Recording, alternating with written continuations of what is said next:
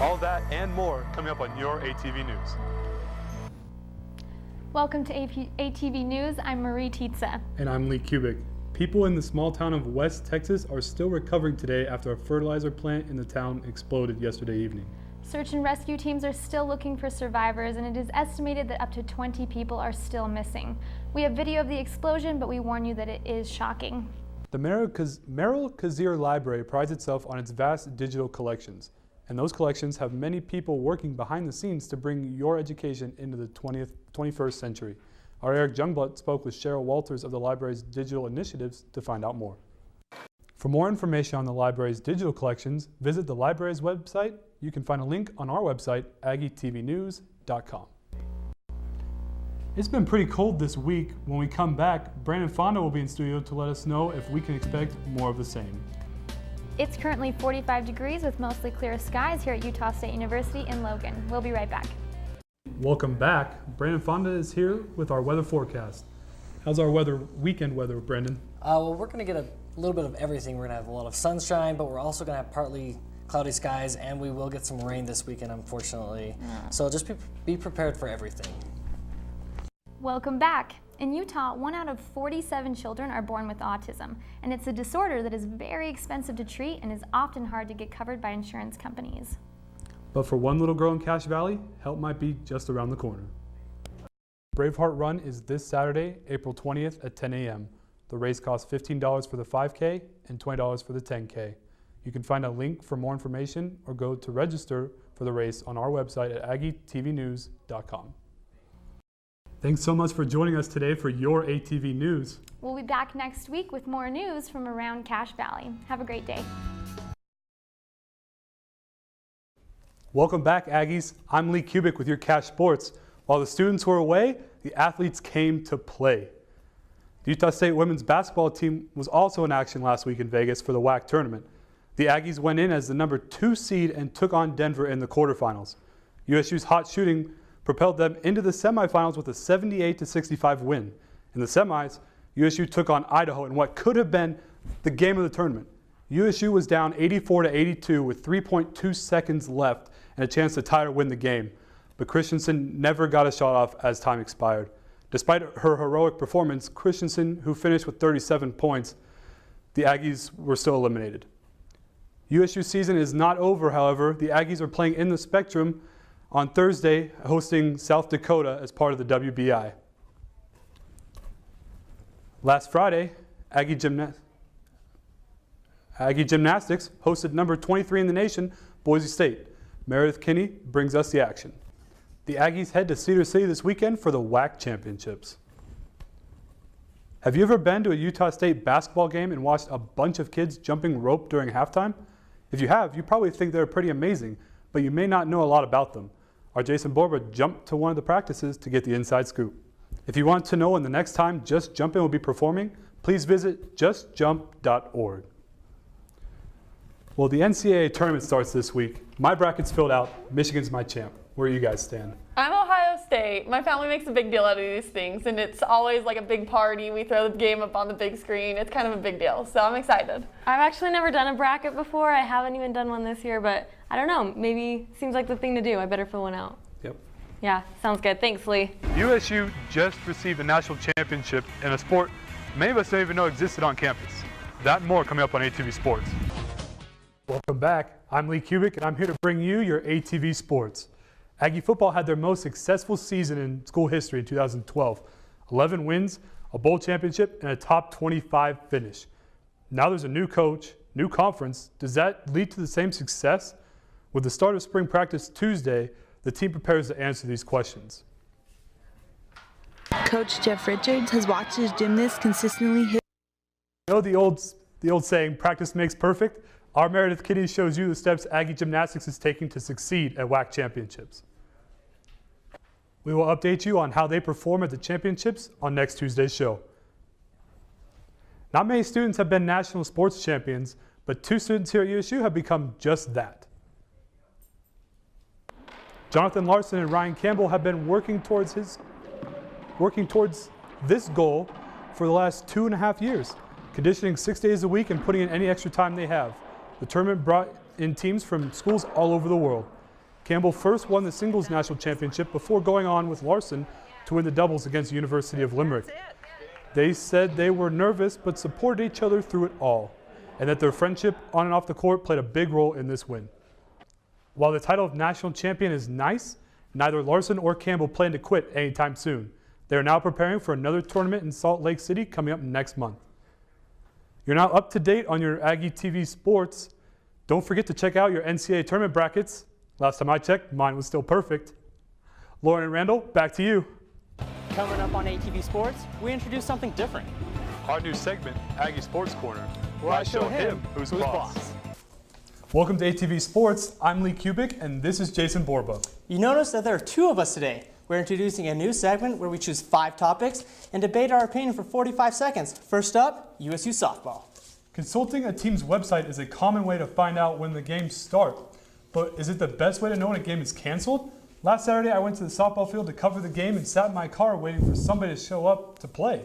I had no idea the game was moved to Kaysville. Do you think there's any better way to communicate that? Well, Lee, you should have took out your little smartphone that you have, your iPhone, and should have went to their website. But USU Athletics can probably set up a text messaging thing to notify people that game has been canceled or something along those lines. Or, even easier, you put up a poster that says, "Hey bro, game's been moved to Kaysville." Yeah, that just seems too easy, and it's USU softball, so not a lot of people show up to their games. They're 8-30, so, you know. Which young baseball player has the brightest future, Mike Trout or Bryce Harper? Well, Harper came into the MLB with a lot of hype, being the first pick in the 2010 draft. Trout, on the other hand, surprised everyone in his rookie season, winning Rookie of the Year. So I'm going with Mike Trout as the brighter future, you know.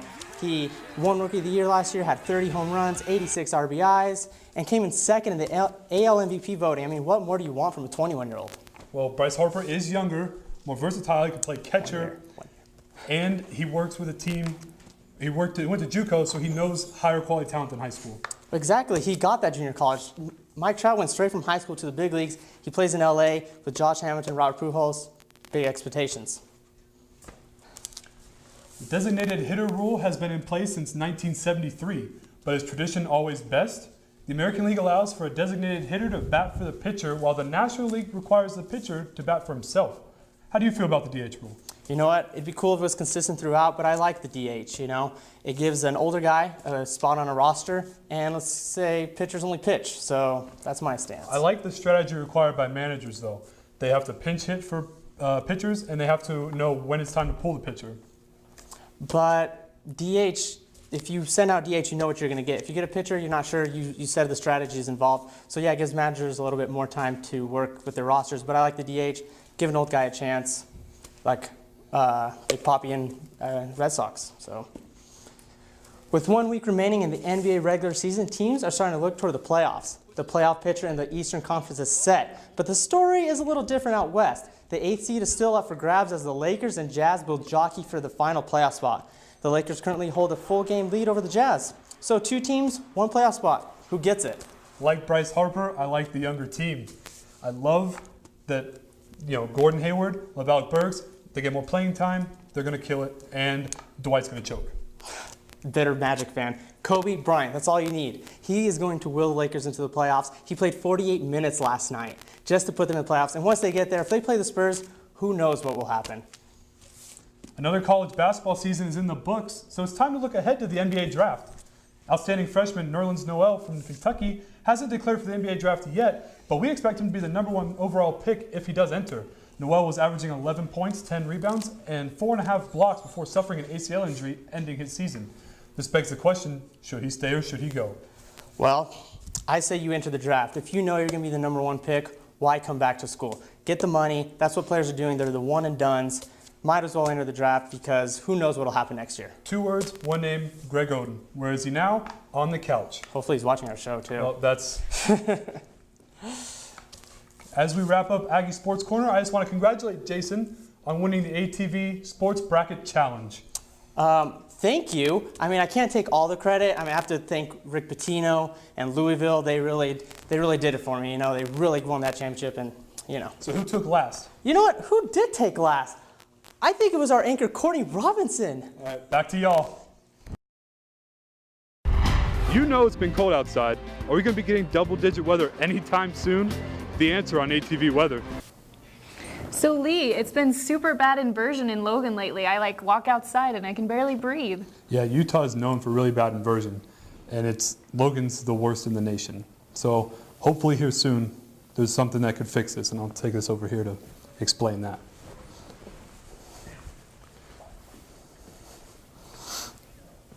All right, so as you can see, we got some low pressure coming in from Canada, and you got some snow coming into the northeast over here.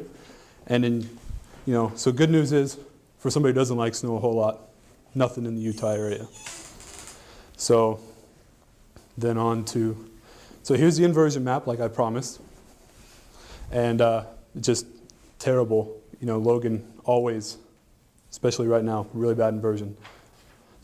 So it was recently reported that they definitely have the worst in the nation. It's not just our opinions. We're being heard, America. Logan is really bad. And so now on to the forecast. And so, unfortunately, we're not getting to double digits anytime soon. I'm freezing out there running between classes, and this is not making me happy. So Wednesday we have 12 is the high, -9 is the low. Exciting news, right? All right, well, you're up to date on your ATV weather. We'll be back in a minute.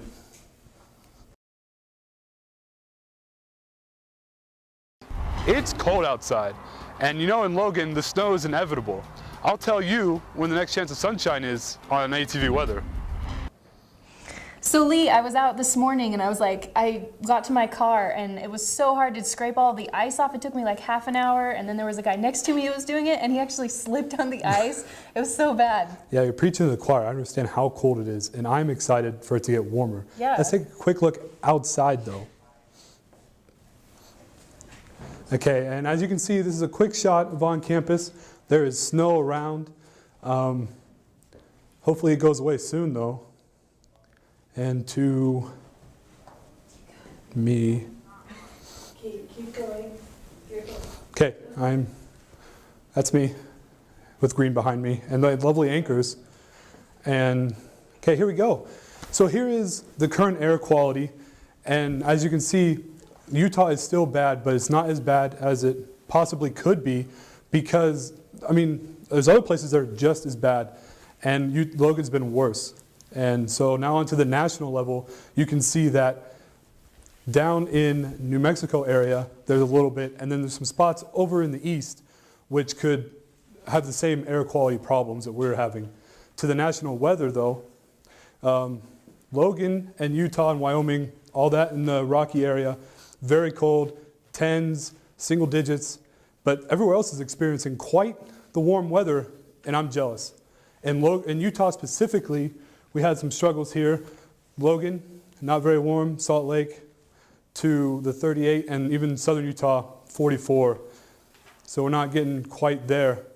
As far as the snow goes, this is beautiful because I hate snow, and I love that we are not in any danger right now of having too much coming our way.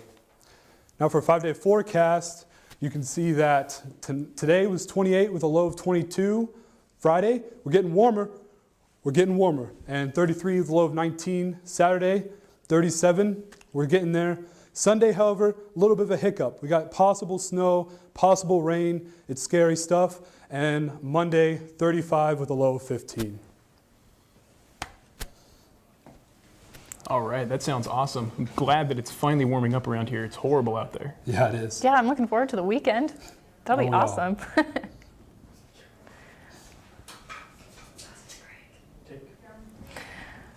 All right, thanks, Lee.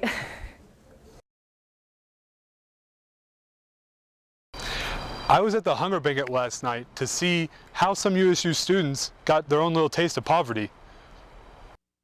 Together Ending Poverty hosts this hunger banquet each year so students get the opportunity to see how they can give back to impoverished countries. All of last night's proceeds are going to Sustainable Cambodia's volunteer efforts. Back to you guys in the studio.